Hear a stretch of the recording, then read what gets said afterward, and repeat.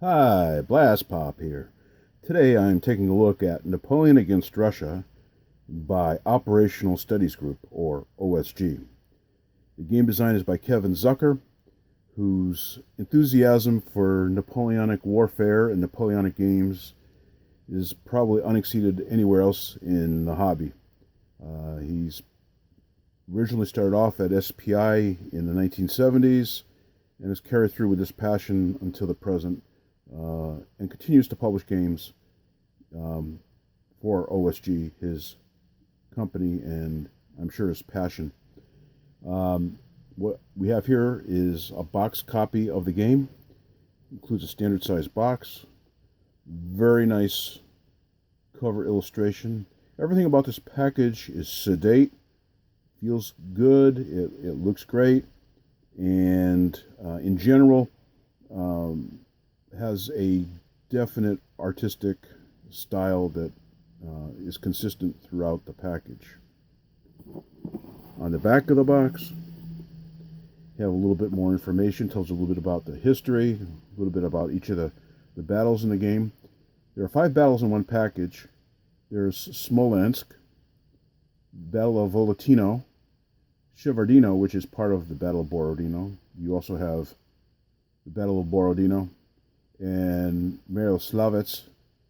And the contents is 3 22 by 34 maps, a half-size map, which is 11 by 22, a rule book, a scenario folder, and which contains designer's notes, is basically a playbook, 2 sheets of counters, they're half-inch size, 2 decks of cards, and this is where the game system diverges from the original system that dates back to Napoleon at Waterloo, Borodino, and by SPI, as well as Napoleon's Last Battles.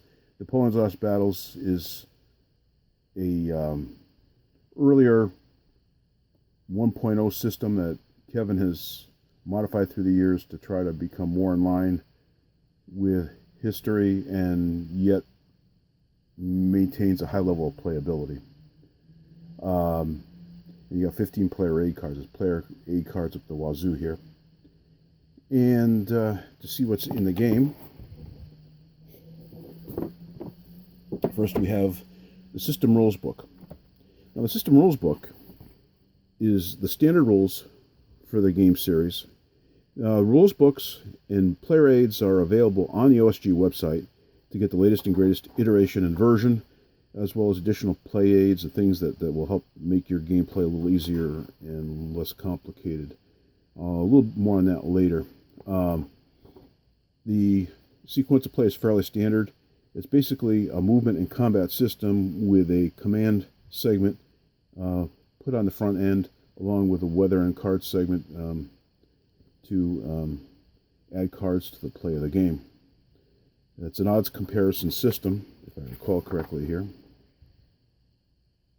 And here's examples of command and control rules so that the units operate in a more historical fashion, in a more deliberate and sometimes less than perfect from the player's point of view. During an age when command was not instantaneous with radios. Goes on to your movement rules. Fairly standard stuff. Example of play as to how you compute the movement point costs and such. You have hidden forces, although some people will play without it. The pieces are turned upside down and allows for the additional use of vedettes, which are small reconnaissance cavalry units that in essence allow you to help determine what the enemies and kind of like fix them in place. You got repulse, which is during the movement phase, which works in particular with the hidden forces. Moves on to combat.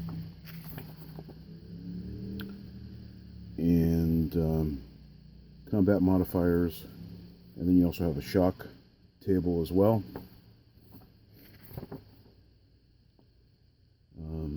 Examples of retreats and advance after combat standard stuff.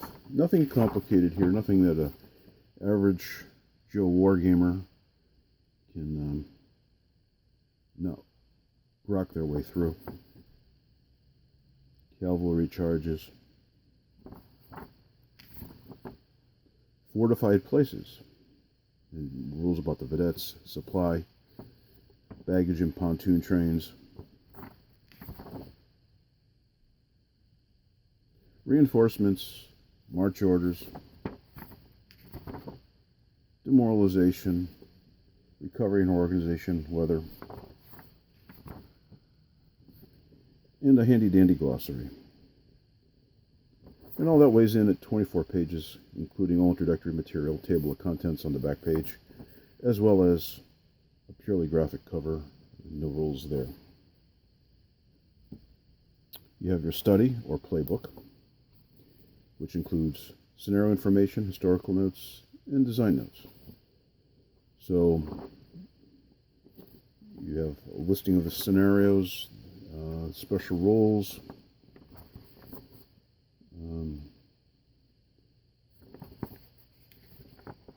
no setups in the rules book. They're on setup cards.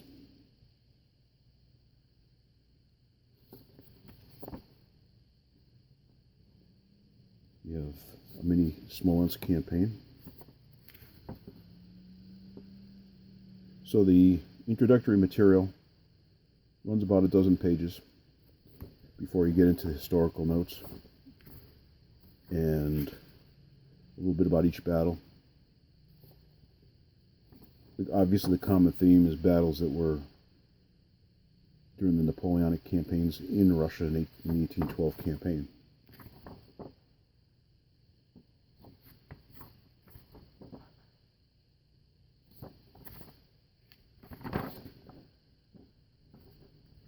And you have your odds, combat results table, your bombardment table, your charge and shock. Now, where this differs from earlier iterations of essentially games of a similar lineage is you have cards, and by the playing of cards, it determines how many movement points you have and victory point costs and such. And they vary considerably. Here you just see road column, but there are other cards for other effects, which is a nice way of creating some variability. Non-standard expected results. Not cavalry won't move 6 every time as an example. They may move more or less. And also to add some special rules without having to put that in rules overhead to learn the game. So those additional items of Chrome are nicely encapsulated on the cards. 2 decks of cards. You can tell exactly who the cards are for. And we have a boatload of charts and tables. And this is your combat, this is your basic information you need to play the game, movement cost, combat tables. An ad for the series, as well as adding the cards to your gameplay, how to actually use them. It's kind of a separate rules book, so you can implement them, or actually a flyer. More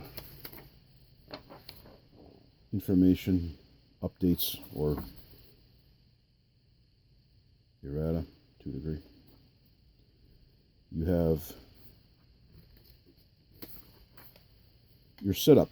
Okay, cards. Looks very similar to the setup cards. These are the cards that remove from the deck based on the scenario you're playing. So you get a more historical, non-standard gameplay, your sequence of play. You have order slips, which you should photocopy. So you just do what they do and not react instantly to the situation. A victory worksheet to figure out who won.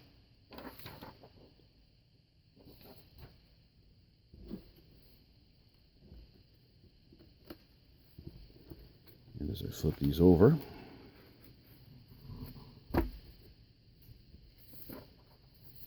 you have your another remove cards from the deck. holding boxes, war combat tables on a thicker cardstock,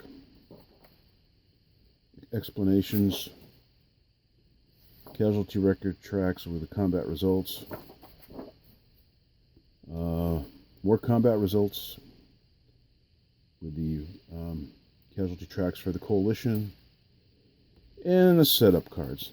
Now these, while may be efficient and use a minimum amount of space, I am not a fan of, because you essentially cross-index the scenario with the piece and you look it up and see if it's on the board, and if it's on the board, where it's set up, or if it comes as a reinforcement. And this goes on for the both sides on several sheets, 1, 2, 3, 4 for the Russians, and similarly you get a situation for the French and the French allies as well.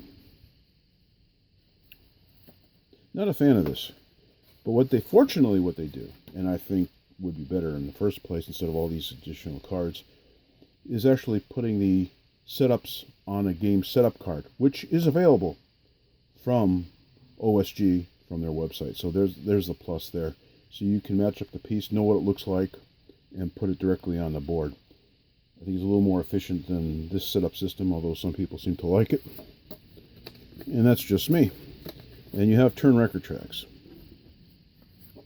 Single-sided. And then an update for Napoleon and Russia on blue printer paper. And it continues. All right. Finally, we get to the 2 sheets of counters.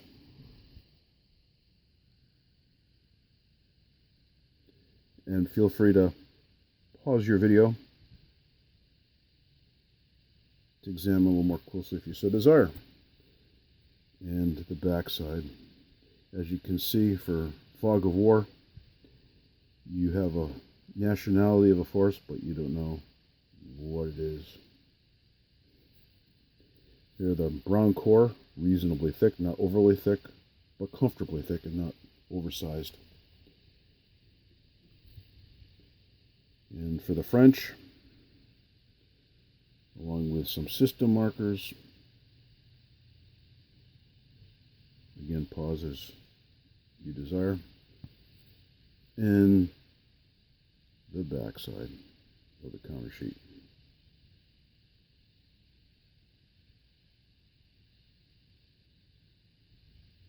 Now for the maps. They all look fairly similar. This is the half-size map, the 22 by 17 inch map for Miroslavets. Woods, roads, trails. You have your towns, little bridges. Looks like a nice compact game. Probably good to introduce the system without too many pieces and too much area to consider. Then the maps balloon to 22 by 34, the standard size for a war game map. And on this one is the Shevardino battlefield, which is part of the Borodino battle.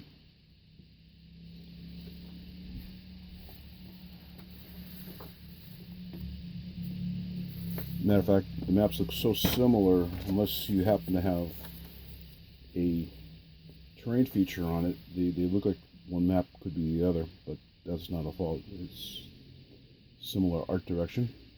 And here you have one of the western map for the Smolensk battle.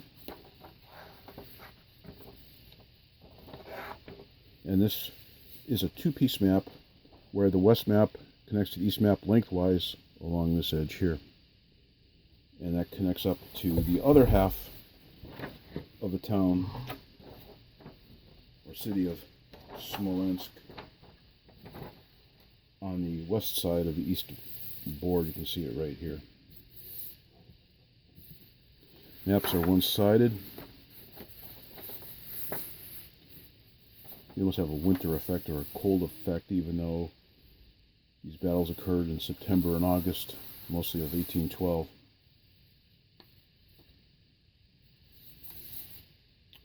It's quite a package. It's an expensive package, but there's a lot of gaming included, and a lot of componentry, so you are getting value for your money in addition to a lot of gameplay. Please like, comment, and subscribe. And also press the bell button near the comment and like so you'll get all of Blastpop's updates that appear on the Blastpop channel. This has been Blastpop. Bye.